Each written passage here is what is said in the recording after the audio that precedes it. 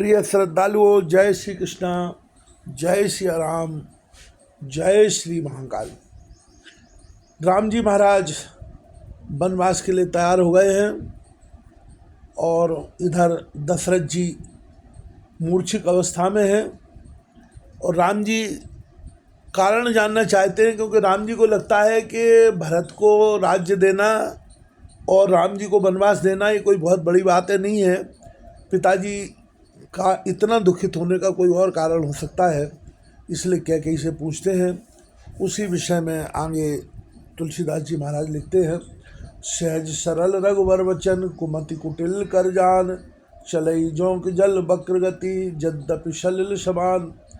रघुकुल में श्रेष्ठ रामचंद्र जी के स्वभाव से ही सीधे वचनों को दुर्बुद्धि कैकेयी टेढ़ा ही करके जान रही है। जैसे यद्यपि जल समान ही होता है, परंतु जोंक उसमें टेढ़ी चाल से ही चलती है। रही श्रीरान राम रुख पाई, बोली कपट सरे जनाई, शपथ तुम्हार भरत कयाना, हेतु न दूसर में कछु जाना। रानी कैकेयी श्री रामचंद्र जी का रुख पाकर हर्षित हो गई और कपटपूर्ण स्नेह दिखाकर बोली, तुम्हारी शपथ और भरत की सौगंध है, मुझे राजा के दुख का दूसरा कुछ भी कारण विदित नहीं है। तुम अपराध जोग नहीं ताता, जननी जनक बंधु सुखदाता। राम सत्य सब जो कछु कहू, तुम पितुमातु बचन रत आयु। हे तात, तुम अपराध के योग्य नहीं हो, तुमसे माता पिता का अपराध बन पड़े यह संभव नहीं। तुम तो माता पिता और भाइयों को सुख देने वाले हो। हे राम, तुम जो कुछ कह रहे हो सब सत्य है। तुम माता पिता के वचनों के पालन में तत्पर हो। पिता बुझाए कहो बल सोई, चौथे पन जय अजस न होई। तुम समसुवन सुकृत जय दीने, उचित न तासु निरादर कीने। मैं तुम्हारी बलिहारी जाती हूँ, तुम पिता को समझाकर वही बात कहो जिससे चौथेपन बुढ़ापे में इनका अपयश न हो। जिस पुण्य ने इनको तुम जैसे पुत्र दिए हैं उसका निरादर करना उचित नहीं है। लागें कुमुख वचन शुभ कैसे, मगऊ गया निज तीरथ जैसे। राम हिमातु बचन सब भाए, जिम सरिगत सलिल सुहाए। कैकेयी के बुरे मुख में ये बात शुभ वचन कैसे लगते हैं, जैसे मगध देश में गया आदि तीर्थ। श्री रामचंद्र जी को माता कैकेयी के सब वचन ऐसे अच्छे लगे जैसे गंगा जी में जाकर अच्छे बुरे सभी प्रकार के जल शुभ सुंदर हो जाते। गई मूर्छा रामय सुमिर नृप फिर करवट लीन, सचिव राम आगमन कह विनय समय समकीन।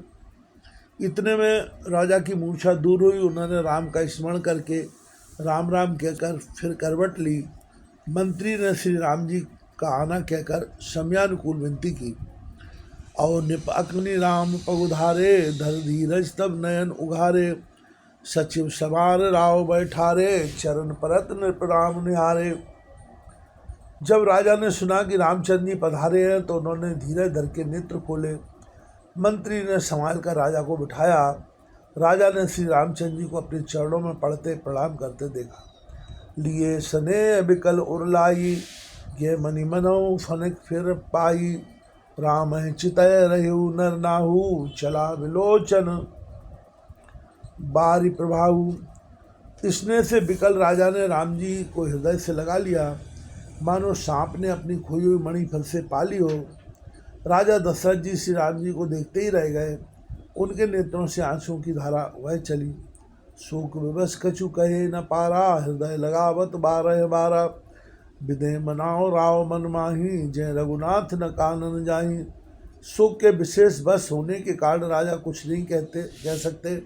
वे बार बार रामचंद्र जी को हृदय से लगाते हैं और मन से ब्रह्मा जी को बनाते हैं कि जिससे श्री रघुनाथ जी वो वन में न जाए। सुमेर महेश कहा निहोरी, बिनती सुनो सदा शिव मोरी। आशुतोष तुम अवधर दानी, आरत हरौ दीन जन जानी। फिर महादेव जी का स्मरण करके उनसे निहोरा करते हुए कहते हैं कि हे सदाशिव, आप मेरी विनती सुनिए। आप आज तो शीघ्र प्रसन्न होने वाले और अवधर दानी मोह मांगा दे डालने वाले हैं, अतः मुझे अपना दीन सेवक जानकर मेरे दुख को दूर कीजिए। तुम प्रेरक सबके हृदय, सोमति रामय देव, बचन मूर्तज रहें घर, परिहरशील सनेव। आप प्रेरक रूप से सबके हृदय में हैं। आप श्री रामचंद्र को ऐसी बुद्धि दीजिए जिससे वे मेरे वचनों को त्याग कर और शील स्नेह को छोड़कर घर में ही रह जाए। अजस हो जग सुजस न साहू, नरक परो बरु सुरपुर जाऊं। सब दुख दुसय सहावो मोही, लोचन ओट राम जन होई। जगत में चाहे अपयस हो और स्वयं नष्ट हो जाए, चाहे नया पाप होने से मैं नरक में गिरूं अथवा स्वर्ग चला जाए, पूर्व पुण्यों के फलस्वरूप मिलने वाला स्वर्ग चाहे मुझे न मिले, और भी सब प्रकार के दुसह दुख आप मुझसे सहन करा लें, पर श्री रामचंद्र जी मेरी आँखों की ओट न हो। असमन गुनह राव नहीं बोला, पीपर पात सरिस बंडोला। रघुपति पिता प्रेम बस जानी, उन कछु कहा समात अनुमानी। राजा मनी मन इस प्रकार विचार कर रहे हैं, बोलते नहीं। उनका मन पीपल के पत्ते की तरह डोल रहा है। श्री रघुनाथ जी ने पिता को प्रेम के बस जानकर और यह अनुमान करके कि माता फिर कुछ कहेंगी तो पिताजी को दुख होगा, देश काल अवसर अनुसारी, बोले बचन विनीत विचारी। तात कहो कछु करो ढिठाई, अनुचित क्षमा जान लड़काई। देश काल और अवसर के अनुकूल विचार कर विनीत वचन कहे, हे तात मैं कुछ कहता हूँ या ढिठाई करता हूँ, इस अनुचित को मेरी बाल्यावस्था समझकर क्षमा कीजिएगा। अति लघु बात लाग दुख पावा, काहू न मुँह कह प्रथम जनावा। देख गुसाइए पूछिए माता, सुन प्रसंग भय शीतल गाता।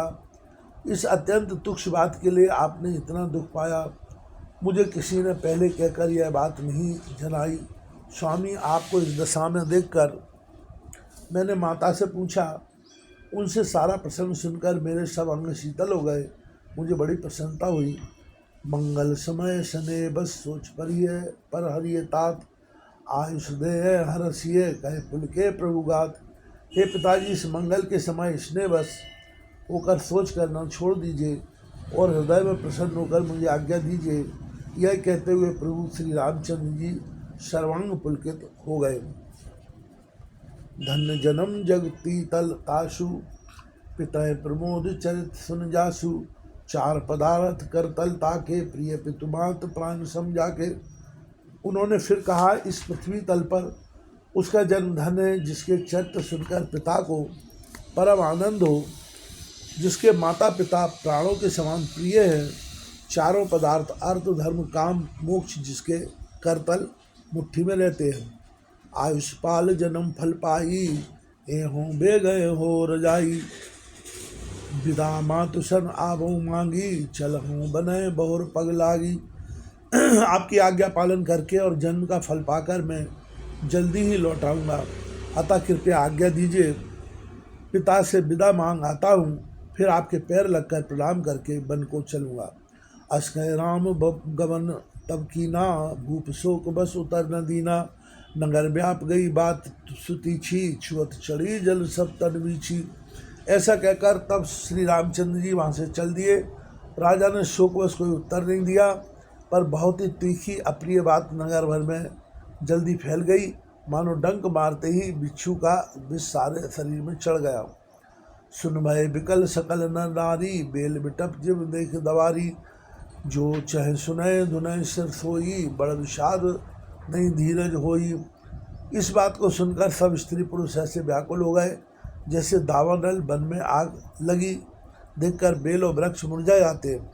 जो जहाँ सुनता है वह वहीं सिर धुनने पीटने लगता है। बड़ा विषाद है, किसी को धीरज नहीं बनता।